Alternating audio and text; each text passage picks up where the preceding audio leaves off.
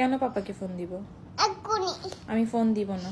এই তো দেখছো কি ব্যথাটা পাইছে? হ্যাঁ দেখি, তুমি কেন এমন করো মা?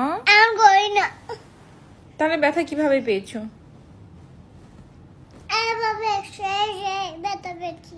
নো, তুমি শুয়ে শুয়ে ব্যথা পাওনি, তুমি পড়ে গিয়ে ব্যথা পেয়েছো। পড়ে গিয়ে হ্যাঁ। পড়ে গিয়ে কেন ব্যথা পেয়েছি? কেন ব্যথা পেয়েছো? তুমি দুষ্টু করেছো তাই পড়ে গিয়ে ব্যথা পেয়েছো। হুম, দেখছো কেমন হয়ে আছে ব্যথাটা। আবার বলে ডক্টর যাবে। আমি তোমাকে ডক্টর নিব না।